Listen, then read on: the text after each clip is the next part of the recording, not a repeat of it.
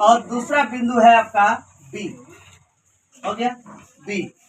उसके बाद क्या बोला, को मिलाने वाला रेखाखंड, को मिलाने वाला आपका रेखाखंड मिला दिए रेखाखंड। उसके बाद एक्स अक्ष से विभाजित करता है, ये एक्स अक्ष यानी इस तरह का आपका एक्स अक्ष में विभाजित करता है। बात समझ में आया?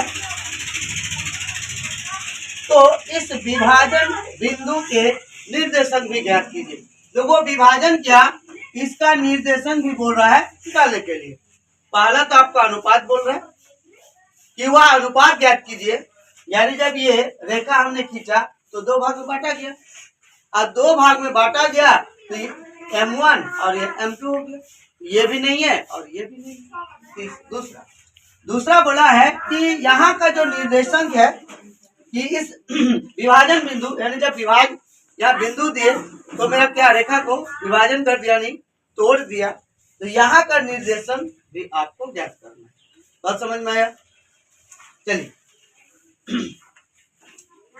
एक्स अक्ष पर विभाजित करता हो गया, यही बोला है क्वेश्चन में ना कि एक्स अक्ष में विभाजित करता। जब एक्स है तो वाई क्या हो जाएगा, जीरो हो जाएगा। यानी अर्थात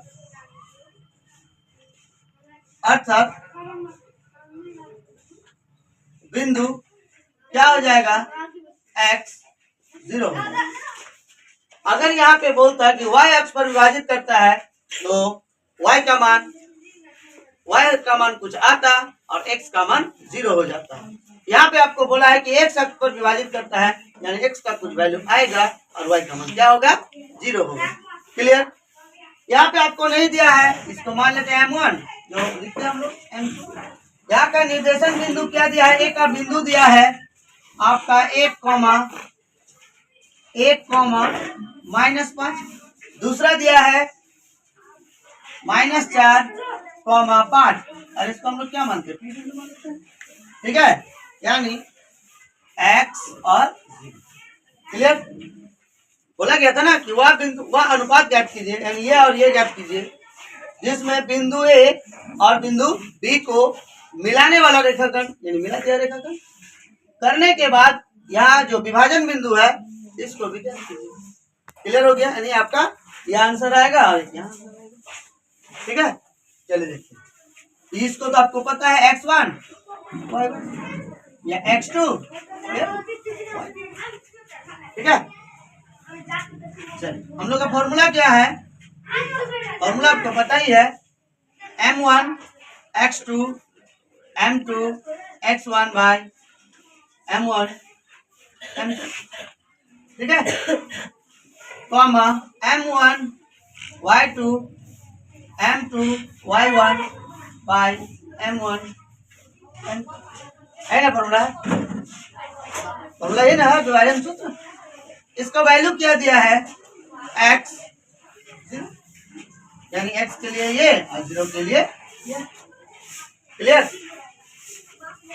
या इसको हम लोग के और इसको मान लेते हैं 1, यानी M1 अनुपात M2 बराबर क्या है, ये अनुपात k।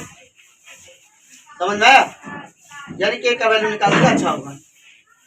अब आते हैं यहाँ पे, आपको तो पता ही है M1 है, ये M2, ठीक है, मान लिया हम लोग।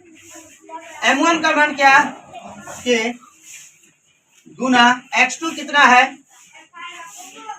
-4, ठीक है, प्लस M2 कितना है 1 गुना x1 कितना है 1 y M1 यानी k प्लस 1। लाइन समझ में आया? अब हम लोग x के लिए ये हो गया आपका भुज और ये हो गया कोटि।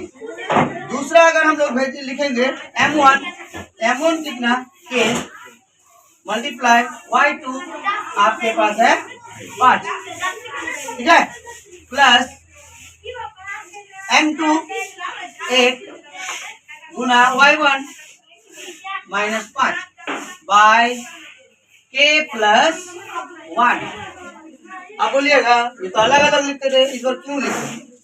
आपको यहाँ पे देखिए y का मान 0 दिया हुआ है, है ना।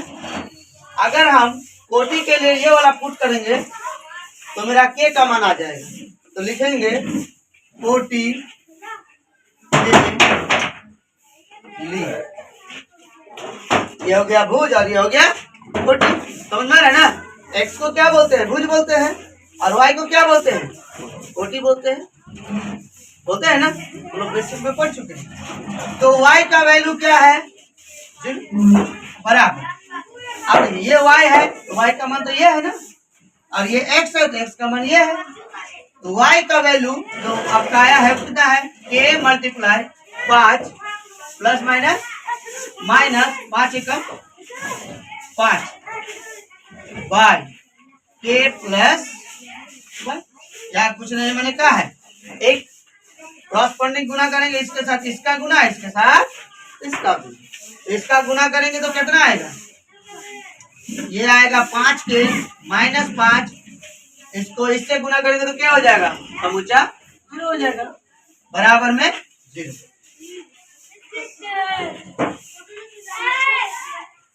पांच के बराबर ये माइनस उधर जाएगा तो क्या होगा? प्लस 0 प्लस 5 जोड़ेंगे तो कितना आएगा? 5 ही आएगा। इसीलिए k बराबर 5 बटे में 5, 5 एकम 5। अब देखिए k का मान मेरा कितना आ गया? 1 आया, यानी अब हम लोग यहाँ पे x का वैल्यू आ जाएगा, k का मान बैठाएंगे, ठीक है। इसलिए पहले k का मान, भुज का वैल्यू क्या है? x है, हो गया। और k गुना -4 प्लस 1 और 1 को गुना करेंगे तो 1 बाय k प्लस 1। अब देखिए आपका k का वैल्यू आया है 1, k का मान जो आया है वो 1 आया है, ठीक है। तो हम लोग क्या करेंगे? k के जगह 1 गुना -4 प्लस 1 बटे में 1 प्लस 1, यानी k का मान बैठा दिए, तुरंत आंसर आ जाएगा। तो कितना होगा? 4 एकम 4 प्लस 1, 1 और 1 2, x बराबर यहाँ से घटाएंगे तो कितना होगा? माइनस प्लस माइनस, 4 से 1 घटाएंगे तो 3, यानी 3/2। अब बताइए निर्देशक बिंदु क्या है आपका? यानी x, 0 था, है ना। तो x का मान कितना आया? -3/2, 0, ठीक है। ये हो गया आपका आंसर। अनुपात कितना आया? अनुपात हम लोग क्या लिखे हैं? k/1 है ना, लिखे हैं। k का मान कितना आया? k का मान आया 1/1। ये हो गया आपका दूसरा आंसर। क्वेश्चन में बोला था कि किस अनुपात में विभाजित करते हैं, अनुपात कितना आया? 1/1। निर्देशन बिंदु बोला था, तो निर्देशन बिंदु कितना आया? -3/2। y का मान तो आपका क्या है? y का मान 0 है, तो आंसर हो गया। का क्या है? एक वृत्त है, समझ में आया। और बोला गया है कि ए बी वृत्त का व्यास है। आपको पता है कि केंद्र बिंदु से गुजरने वाली रेखा को क्या कहते हैं? व्यास कहते हैं। केंद्र बिंदु, इस वृत्त का केंद्र बिंदु यहाँ है, और ये वाला क्या है? इस वृत्त का व्यास है। बात समझ में आया? तो एक बिंदु यहाँ यानी ये है, और एक बिंदु यहाँ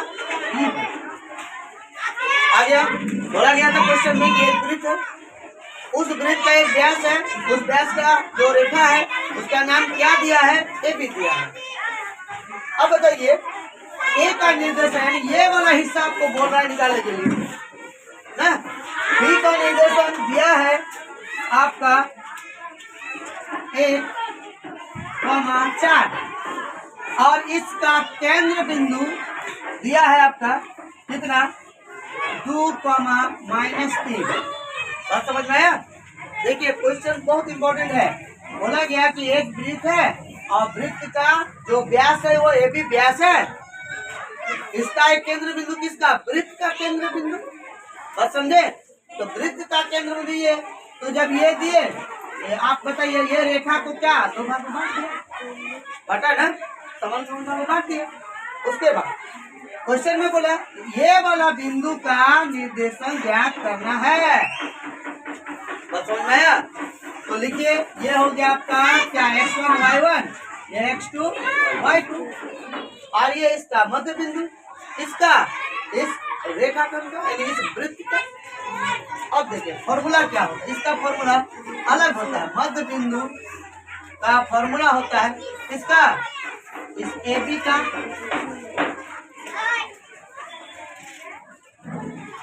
AB का मध्य बिंदु, ठीक है। फॉर्मूला होता है x1 plus x2 y2 y1 plus y2 बटे।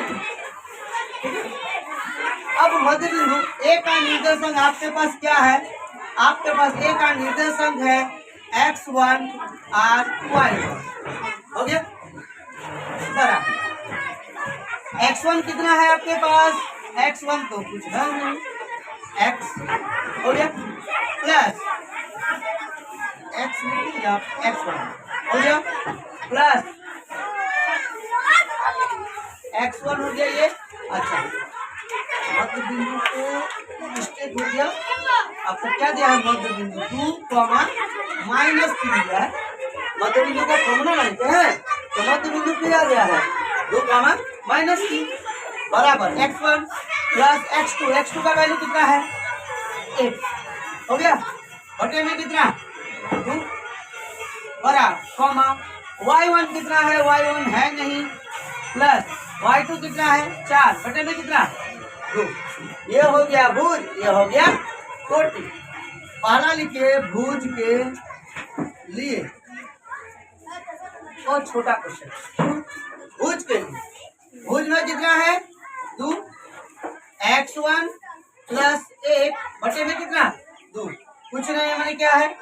1, इसके साथ इसका गुना, इसके साथ इसका गुना। तो x1 प्लस 1 बराबर 2 गुना 4 हुआ। x1 बराबर 4, ये प्लस उधर गया तो कितना? माइनस। x1 बराबर कितना आ गया? 3 आ गया, आया? पहला आ गया। अब क्या लिखेंगे? कोटि के लिए। कोटि में कितना है? -3 बराबर y1 प्लस 4 बटे में कितना? 2। यहाँ क्वेश्चन में मैंने क्या है? 1, इसके साथ इसका गुना, इसके साथ इसका गुना। तो y1 प्लस 4 बराबर में 2 किया कितना? y1 बराबर, ये प्लस उधर जाएगा तो क्या होगा? माइनस। तो y1 बराबर कितना हो गया? -10। आप बताइए आपको इसका निर्देशन मिला?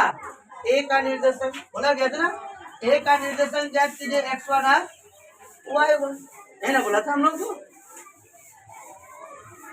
एक बार रिकॉल कर लीजिए। तो लिखिए अतः A का